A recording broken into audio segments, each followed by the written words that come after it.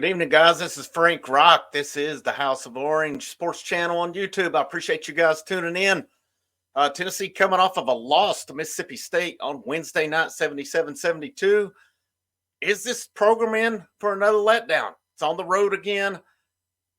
Tennessee's woes this year have been either neutral court or on the road. They handle business at home in Thompson Bowling or the Food City Center at Thompson Bowling. But what's this game going to look like tomorrow? I feel it's a pretty stern test. So are they in for another road letdown? Or was Wednesday just a bump in the road? We'll get into that a little bit. So Georgia's coming in 12-3, 10-game winning streak going on right now. 2-0 in conference. So Mike White doing a pretty good job down here. And, of course, you've got the connection. Mike White, who is Georgia's coach, used to be Florida's coach, is the brother of Tennessee athletic director Danny White. So you have that connection there. You know Mike White's wanting to beat Tennessee and beat his brother Danny for sure. Of course, Danny wants Tennessee to win as well, although Danny's not on the court for it. But so there's that interesting connection as well. And another connection, I wonder if it could play in at some point. You've got a guy from Knoxville right in the backyard, Blue Kane, true freshman for Georgia. Tennessee didn't seem, I don't know if they just didn't recruit him or if they didn't get much traction trying to recruit him. But I know people ask questions on boards a lot. Well, why is Tennessee not going after Blue Kane? And I really think, and I could be wrong, somebody can correct me on that if you're listening to this and hear it, but I really don't think Tennessee ever recruited him too much. And I could be wrong on that. But that was what I got out of it. Is Tennessee just never really put in that effort to recruit him. So, you know, that's some connections in this game. Mike White versus Tennessee is 2-9 right now. Rick Barnes versus Georgia 6-7. And Tennessee has won 5 out of 6 against Georgia. Prior to that, I think they were like 2-9 against Georgia. So they went through a struggle for a bit. They've corrected that. And I've talked in previous videos. Athens has been a house of horrors to Tennessee before. It has not worked out there numerous times. Obviously, they've had better luck recently, but Georgia's program has not been good. So is Mike White starting to turn it around some? They're off to a good start right now. And, you know, they come out of the gates. They played 4 Power Fives in the first 5 games. They lost their first game at Oregon. They beat Wake Forest.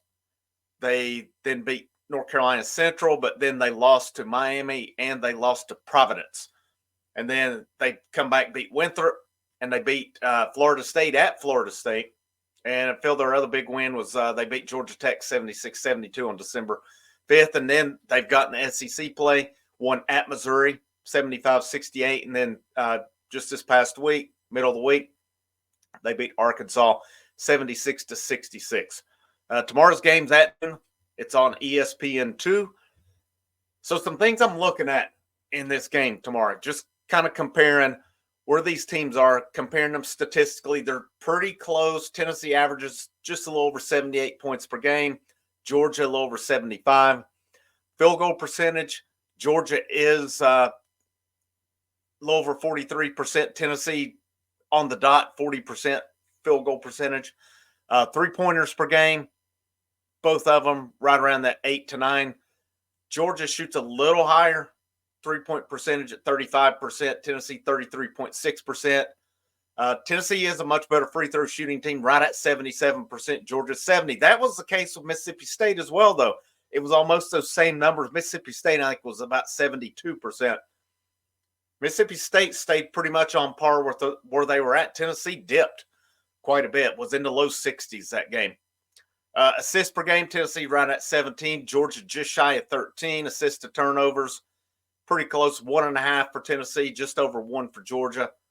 And then blocks and steals, Tennessee averaging a little over a block more per game and about a steal and a half more per game. One thing with Tennessee that concerns me, of course, is their leading rebounder is Josiah Jordan James at 7 per game. For Georgia, it's Chiwa. He is Georgia's center. Tennessee, the 4 losses, they have had trouble with big men.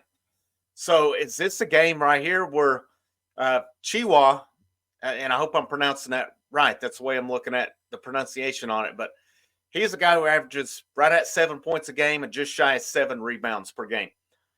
Is this a dude who they feed him tomorrow and he goes off? It looks like, so what I'm seeing out of the Georgia team, it is a senior-laden team. They do start one freshman and Silas Emery, and then you have Blue Kane coming off the bench as well. Both of those guys combined to average right at 16 points per game between them. But Georgia does have a lot of seniors on this team. And, their main guy off the bench, it looks like, is R.J. Melendez, averaging just shot right at 9.4 points per game. And then their leading scorers are Jabri Abdur-Rahim at 12.3 points per game. And then Noah Thomason. He was a transfer from Niagara this year. Both of them guards. Abdur-Rahim's listed as a guard. He's 6'8", so I'm thinking more of a, more probably a hybrid, can run the small forward, probably guard spot. Thomason, about 6'4", according to it. Demery, 6'5", and Georgia's other guy, 6'8", 7 foot. So size-wise, Georgia matches up pretty good with Tennessee. Again, Tennessee, traditionally is a better rebounding team. It was even against Mississippi State the other night, the game before against Ole Miss. They dominated that game. But it brings me to the question in this. Was that a bump in the road Wednesday night, or is this something that should be concerning moving forward? My issues the other night stem from you basically had two guys carry the team, Ziegler and Connect. First half, they got themselves in a hole they could not come back from. But I'm sorry, my feelings have not changed. When your two super seniors that you're relying on score 5 points combined on the road, you're not going to win a lot of those games against, good competition. In the SEC on the road, if Vescovy and Josiah Jordan-James combine for 5 points and provide nothing, this team's going to 1-2 in the conference. I'm not saying they have to lead this team in scoring, but that was a lot on Dalton Connect. That was a lot on Zakai Ziegler the other night. You had Adu foul out, and you had Awaka who I felt he was ineffective in that game as well. I really feel like Rick Barnes needs to branch out with his bench. We saw DeLeon get a little bit of time the other night. They talked about him in the press conference, what he needs to do. And of course, it's about consistency with him. But that's Rick Barnes. He's a freshman. We're expecting consistency out of him. We don't hold these fifth-year seniors to that same accountability. And people say, well, they bring more to the table. Is it because they're playing defense? At what point, if a guy's a liability on the court, do you give somebody else a chance? Justin Gainey's getting minutes, and he's in a slump. He's not shooting good. Rick Barnes was asked about that, and Rick Barnes said it's more mental. He said it's a matter of when he breaks out, not if. He said, I want him to keep shooting. So we need Justin Gainey breaking out of that. Tomorrow would be a good start, but Freddie DeLeon coming in, he enrolled midway through last season and redshirted, but he was ranked a top 50 player. We've seen little of him. At some point, guys, these recruits they're starting to take notice of this. I talked about it a little bit the other night. Juke Harris, who was signed with Wake Forest, Tennessee was believed to have led for him for a long time, had a good shot at him. Wake Forest got him late. One of the things he said, Steve Forbes told him, said, you're going to be allowed to make mistakes here. I don't think we have to break that apart a whole lot to know what that meant. This is going to start affecting. I mean, you see it now. Tennessee had one recruit right now. Now, is their approach now going to be portal heavy moving forward? That remains to be seen. It was this past year, but they did bring some freshmen in as well. You're going to have guys to replace after this season, but I want to see this Tennessee team come out tomorrow. I want to see some guys besides Connect and Ziegler. Sure, if they're going to score 28, 26, that's great. But I want to see these big guys be a little more effective on the glass, too. We've seen games where Jonas Adu has had double-doubles. We've seen Awaka have double-digit rebound games. He's had some double-doubles as well. I want to see these guys show their authority tomorrow. I want to see some of these bench guys. The funny thing to me when I'm looking at stats, just comparing things, Tennessee's leading three-point shooter percentage-wise is Jemai Meshack. And he's anything but an offensive juggernaut. Could he score more? He probably could. But he's not known to be a big three-point shooter. Yet he's your highest percentage three-point shooter. I don't know if that's a good thing or bad. He's either not shooting enough or other guys aren't hitting enough. I think it's the latter, but maybe Meshack needs more touches. Maybe he needs to shoot more as well. He's mainly in for his defense, but I'm curious when I come back tomorrow around 2 o'clock with this recap. How does this team bounce back? Do they bounce back from adversity from Wednesday night, where it was a game they didn't play their best? Still, in my opinion, should have won that game. They were the better team. They got themselves in too much of a hole. This Georgia team's playing good. That's a tough place to play. 10 in a row, going for 11 in a row in conference. Off to a good start, 2-0. They have one of the best records in the conference overall right now. Does Tennessee go to 2-1 in conference tomorrow and get back on the right side of things? Or is this the start of a trend? Does Georgia try to attack them inside and work it out? I'm curious to see if they do that as well, because I really feel a kryptonite of Tennessee is when you've got an effective big guy. We've seen it 4 times, and Tennessee has went down 4 times when that's happened. Does Georgia attack them and do the same tomorrow?